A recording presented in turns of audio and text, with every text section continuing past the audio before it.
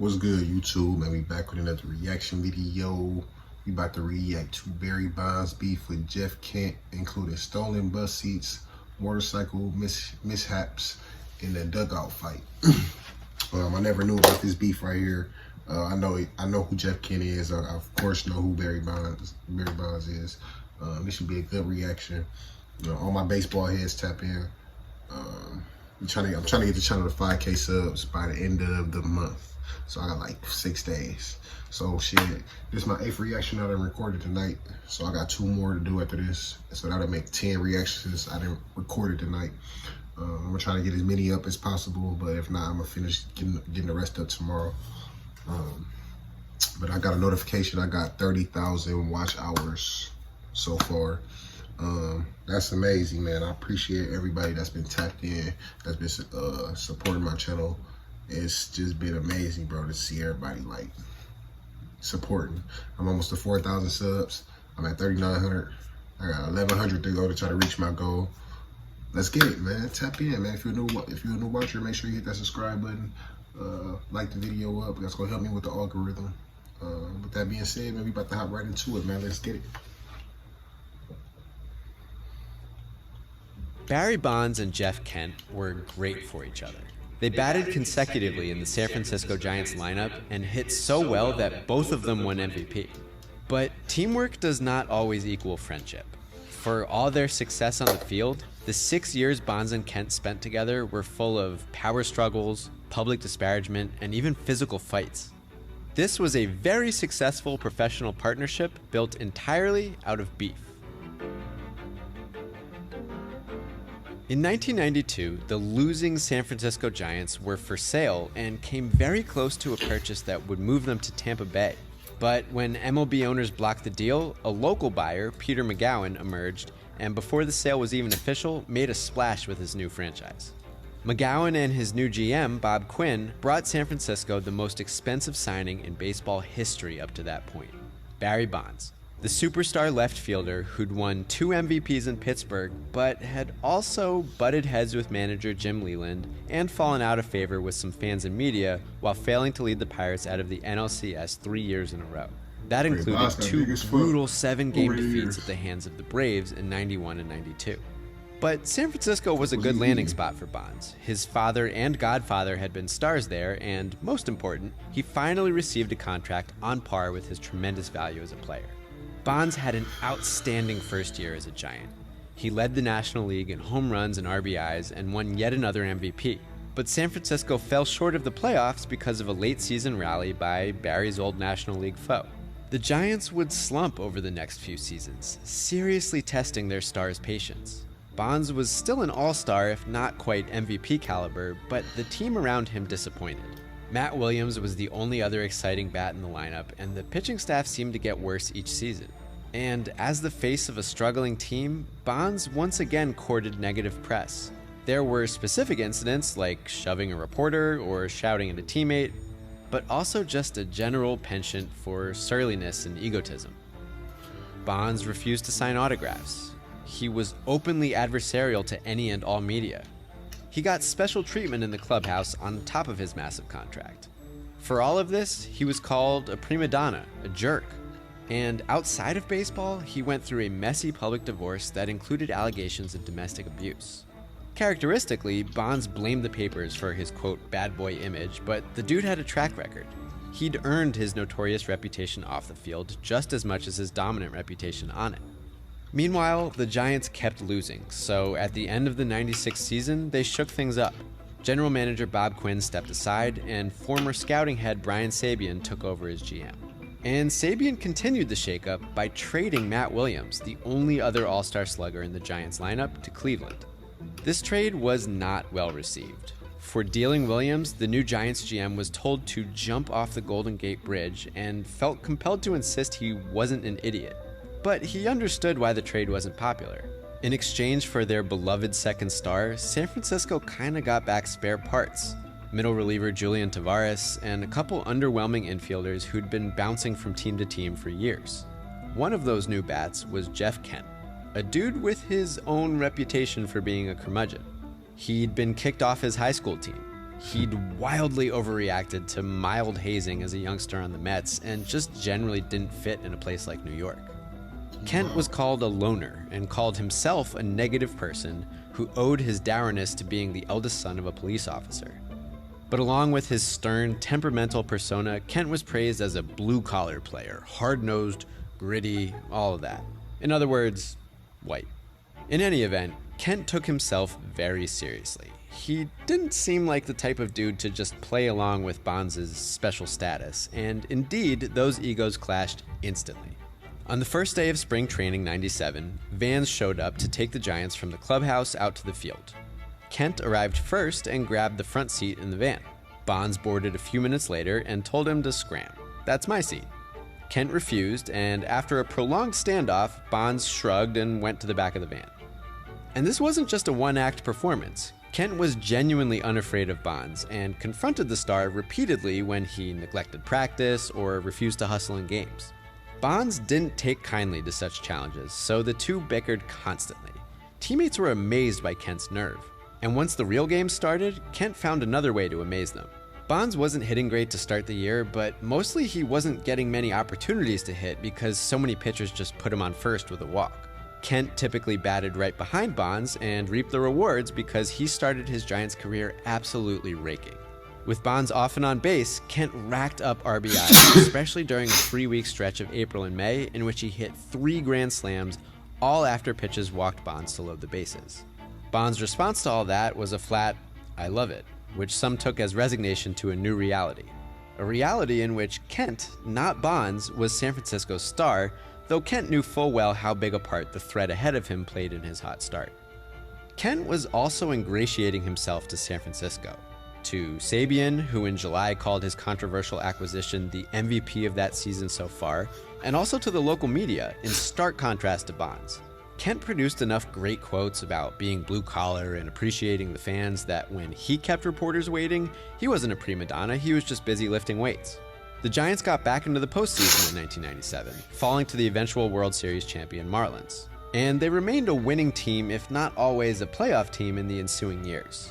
Despite those hot takes in '97, Bonds was clearly San Francisco's star, but Kent was right behind him, in stats and in the batting order, ready to drive Bonds home. Meanwhile, the gulf between Bonds and his teammates only deepened when the Giants opened Pac Bell Park in 2000. Barry had a whole wall of lockers, basically his own wing of the clubhouse, and his own fancy massage chair to boot. Kent, meanwhile, was cementing his own clubhouse status, not just with hustle and clutch hitting, but by serving as the team's union representative, leading meetings that were sometimes interrupted by a grouchy Bonds. Kent's reputation on and off the field grew to the point that teammates of all stripes, and even manager Dusty Baker, spoke about him as the team's MVP, which infuriated Bonds. And the recognition wasn't only coming from teammates. At the end of the 2000 season, Kent won National League MVP, receiving a lot more votes than his statistically superior teammate. Kent made a point of telling reporters he'd celebrate the honor by mowing his lawn and eating some barbecue brisket and turkey for $5.50. Bonds wasn't around to congratulate Kent. A week before the award was announced, he had a friend call the league demanding to know the winner in advance so Bonds could leave for vacation if it wasn't him. But Barry would reclaim his award pretty soon. His 2001 season is one of the most legendary performances in baseball history. That was the year Bonds broke Mark McGwire's single-season home run record, eventually establishing the new high mark of 73. And it is number 73. The performance would earn Bonds NL MVP in a near-unanimous vote. Of course, by this point, Bonds was taking steroids, though he maintains he didn't know it. His shady personal trainer, Greg Anderson, was a frequent presence in the Giants clubhouse. While it took the public a few years to fully put together the wacky coincidence of a dude in his mid-30s suddenly ballooning in size and shattering home run records, baseball people suspected what was up at the time. Kent, who took great pride in working his ass off and not cheating for his relatively inferior stats, was deeply resentful of Bonds' ill-gotten glory. And while he wouldn't snitch, Kent would turn his animosity public. Speaking to Sports Illustrated's Rick Riley in the middle of Bonds' historic home run chase, and in the middle of a pennant race, Kent skewered his teammate for giving the media the cold shoulder, leaving others to answer questions for him. Barry was Barry, whereas Kent was raised to be a, quote, team guy, and Kent came right out and said he didn't care about Bonds and Bonds didn't care about him.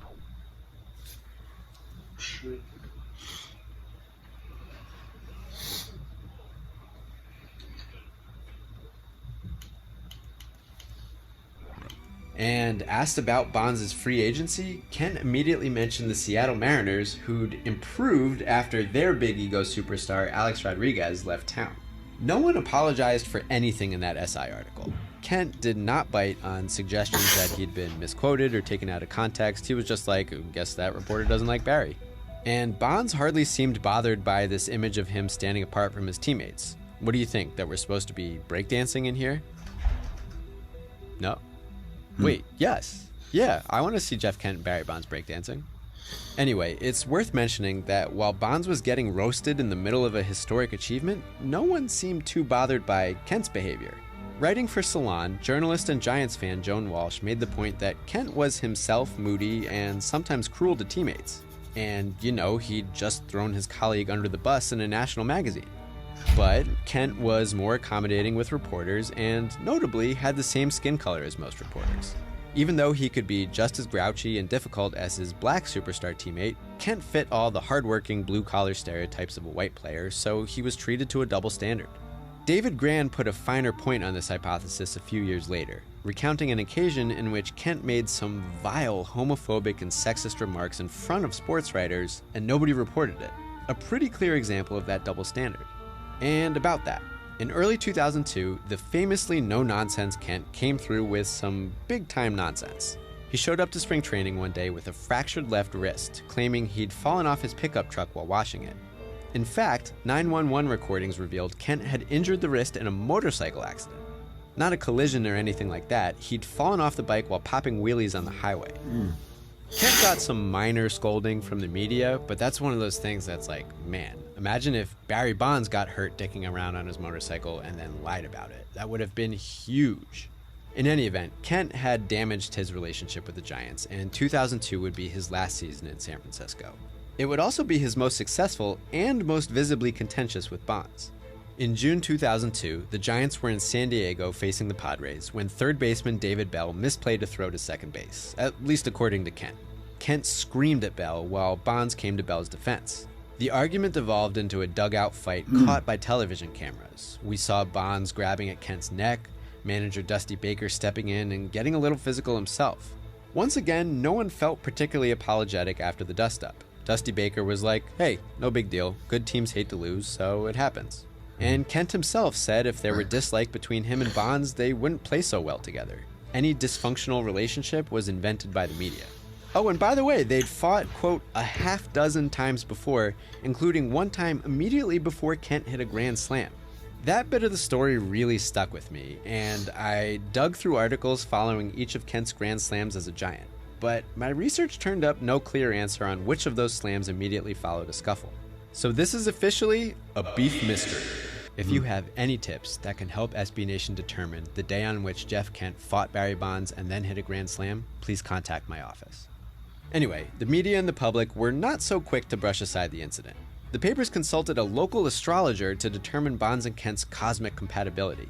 Skip Bayless wrote that the Giants should get rid of Kent, whose animosity for Bonds was, he said, fueled by jealousy. And Bayless sourced a quote from a fan suggesting Kent wouldn't mind a departure. Ray Ratto, ever the poet, wrote of Kent and Bonds that the one who lives longer will attend the other's funeral just to make sure he's dead, but suggested the whole thing was great theater separate from the Giants' playoff pursuit, and certainly not incentive to trade Kent, who was due to become a free agent in the offseason anyway.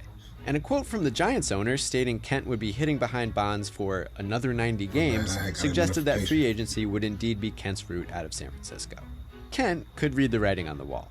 But in the meantime, the Giants had a season to finish, and as is the case weirdly often in beef histories, that dugout fight kind of relieved some tension.